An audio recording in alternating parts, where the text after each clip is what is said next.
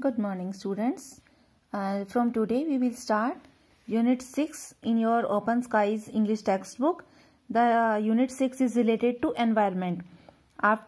In this unit, whatever chapter we will read, that will be related to the environment. Okay. Chapter 16 is the natural garden. A balance of nature or ecological balance is the balanced relationship of plants, animals, and other living organisms that make up a natural community. This is a kind of symmetry and is maintained by the interaction of the various organisms in a specific area, and by their interaction with non-living environmental factors, the balance of natural spaces can break very easily. Through this story, you can understand that how significant it is to maintain the balance of nature. Means you have read in the science कि there is a cycle, एक circle होता है, एक cycle होता है कि कौन कैसे नेचर जो है उसमें बैलेंस रहता है. या आप बहुत छोटी क्लासेस से पढ़ते आ रहे हो. इस स्टोरी के थ्रू हम ये समझेंगे कि नेचर में बैलेंस रखना, उसको मेंटेन करके रखना कितना मुश्किल होता है. Let's start the story. There was once a king who had a great palace with wonderful gardens. In those gardens, there lived thousands of creatures from hundreds of different species. They were of great variety and color, and they turned that place into a kind of paradise like everyone could enjoy. There was only one thing in those gardens that the king disliked. Near the center stood the remains of what had been centuries ago a huge tree, but that now was withered and dry, and detracted from the colors and beauty of its surroundings. This bothered the king so much that he finally ordered it to be cut down and replaced by a beautiful series of fountains. एक king है जो बहुत ऐसे जो एक बड़े से palace में रहता है जिसमें बहुत वंडरफुल गार्डन्स हैं. उन गार्डन्स में हजारों जो क्रिएचर्स हैं, अलग अलग स्पीसीज, अलग अलग टाइप के स्पीसीज जो हैं वो वहाँ पर आते हैं. बहुत अलग अलग तरह की वैरायटी के, कलर के हैं, और इन सब ने मिलकर उस प्लेस को बिल्कुल पैराडाइज के जैसे बना दिया है जहां पर हर कोई एंजॉय कर सकता है. उस गार्डन में केवल एक चीज है, एक ह्यूज ट्री जो किंग जो है उसको पसंद नहीं आता है, जो बहुत पुराना है और उसकी जो लीव्स हैं वो बिल्कुल ड्राई हो चुकी हैं और अपने चारों तरफ की ब्यूटी और सराउंडिंग को बिल्कुल डिट्रैक्ट कर रहा है. इससे किंग जो है वो इतना परेशान हो गया कि उसने फाइनली उसको ऑर्डर दिया कि उसको कट डाउन कर दिया जाए और उसकी जगह पे फाउंटेन्स की सीरीज बना दी जाए. कुछ समय बाद क्या होता है, एक वाइज नोबल मैन होता है जो किंग के पैलेस में आता है. तो वो किंग के ईयर में कुछ फुसफुसाता है, कुछ विस्परिंग करता है. क्या कहता है वो किंग को कि मैजेस्टी, आप जो है वो बहुत वाइजेस्ट पर्सन हो हमारी एरिया में. सब लोग जो है वो आपके गार्डन की तारीफ करते हैं, लेकिन वो जितने भी क्रिएचर वहां पर थे वो अब वहां पर नहीं है. कुछ पहले बहुत अधिक क्वांटिटी में रहा करते थे, बट इस समय के दौरान जब मैंने वहां पर कुछ समय बिताया तो मैंने देखा कि वहां पर फाउंटेन्स के सिवा एक बहुत कुछ स्मॉल, थोड़े छोटे मोटे बर्ड्स रह गए हैं. उसके अलावा वहां पर किसी भी तरह के कोई क्रिएचर्स नहीं है.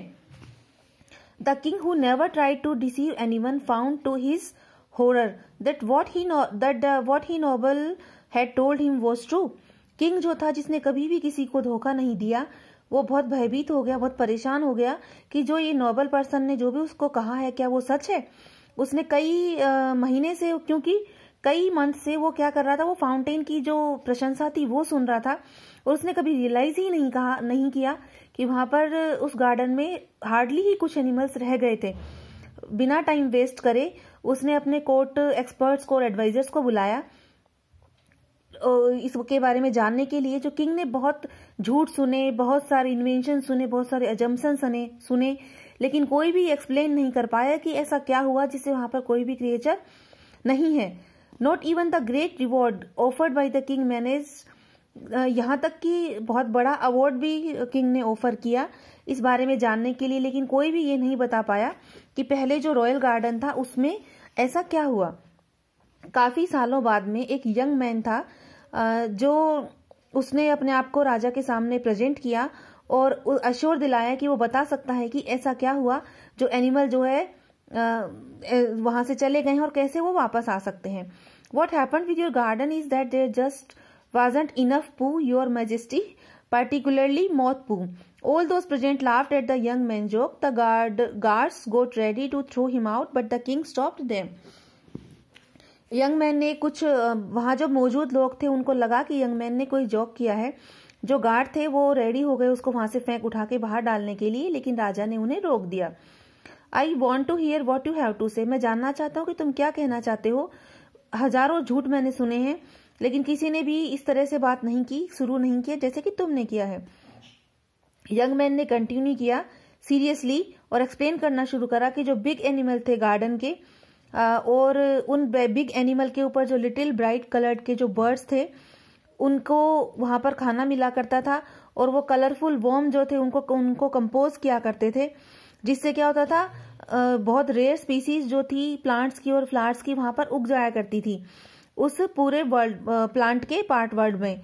Just so long as there was enough moth poo for them, and so he continued telling how the moths were the basis of much food for many other birds whose poo encouraged the appearance of new species of plants that feed other insects and animals, and which were in turn vital to existence of other species. And the young man would have kept speaking without pause if the king had not shouted. Do you understand what explained? Okay, आपको मैं briefly explain करती हूँ कि जो insects जो पेड़ों पर रहते थे उनका पू, समझ गए आप? पू जो उनका जो वेस्ट जो बॉडी से निकलता है, तो वो जो वेस्ट पार्ट था उसकी वजह से अलग अलग तरह के प्लांट जो हैं वो डेवलप होते थे, और उन प्लांट की वजह से अलग अलग तरह के क्रिएचर्स आते थे। तो ये एक साइकिल बन गया कि इंसेक्ट से पू, और उससे प्लांट्स के ऊपर अलग अलग तरह के क्रिएचर्स के स्पीसीज, और फिर उनका जो है जो पू है वो। तो इस तरह से ये क्या था, एक साइकिल था जिसके कारण वहां पर बहुत सारे क्रिएचर्स, बहुत सारे एनिमल्स, बहुत सारे प्लांट्स, सभी तरह की चीजें वहां पर डिफरेंट टाइप्स की थी। जो यंग मैन है वो लगातार बोलता चला गया बिना पॉज के, और किंग भी उस पर नहीं चिल्लाया। Enough, and can you tell me how you know all these things being so young, asked the king. राजा ने कहा कि तुम इतनी कम उम्र के हो, तुम ये सब कैसे जानते हो? Well, because now all from your garden are at my house. Before I was born my father collected that old tree you had torn out from the middle of the garden, and he planted in our garden. Since then every spring from out of that tree come thousand and thousand of moths. क्योंकि वो जो पेड़ आपने अपने garden के बीच से निकाल कर बाहर काट कर फेंका था, वो मेरे पिताजी ने हमारे गार्डन में जाकर लगा दिया। तब से हर स्प्रिंग में उस ट्री के ऊपर हजारों मोथ आते हैं, और वो जो मोथ हैं वो बर्ड्स को अट्रैक्ट करते हैं, जिससे कि न्यू प्लांट और न्यू ट्रीज जो है वहां पर ग्रो होते रहते हैं, और उन प्लांट और ट्रीज से अदर एनिमल को खाना मिलता है, जिसके कारण जो वो दूसरे जो प्लांट और जो एनिमल्स इंसेक्ट्स होते हैं उनको फूड प्रोवाइड करवाते हैं। और अब मेरे फादर का जो पुराना जगह है वो बिल्कुल लाइफ और कलर से भर गई है। All thanks to the moths from the big old tree. ये सब उन मोथ्स के कारण है जो उस बिग ओल्ड ट्री पर थे। Excellent, exclaimed the king. Now I will be able to recover my gardens and you will make you rich. Rest assured that within a week everything will be ready. Use as many men as you like.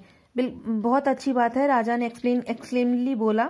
मैं मेरे garden को फिर से recover करूंगा और तुम्हें मैं धनवान बना दूंगा।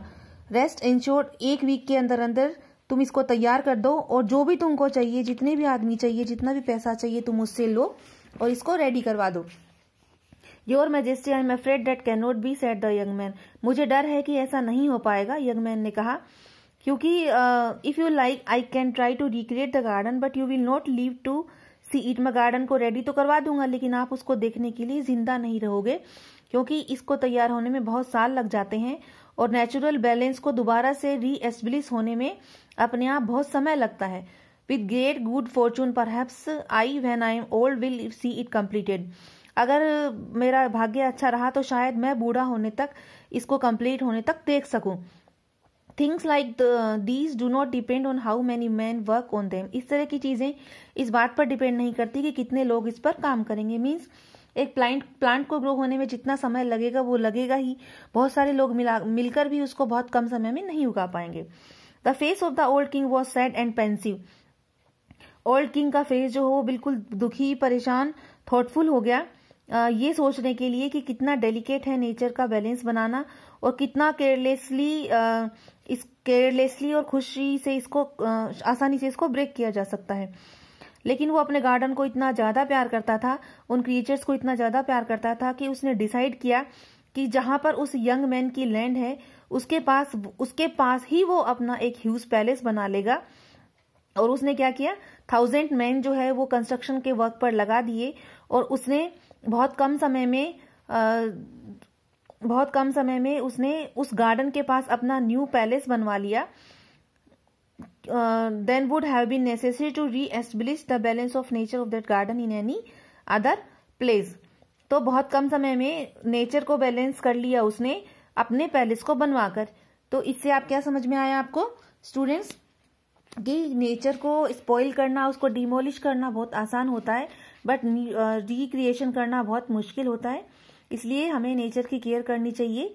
जैसा कि आजकल हर जगह बताया जाता है, we should plant more and more trees. ये हमारे एनवायरनमेंट के लिए और हमारे इकोसिस्टम के लिए, हर चीज के लिए बहुत अच्छा होता है। Now listen the video and read the chapter carefully, fill all exercises in book and learn word meaning, question answer also.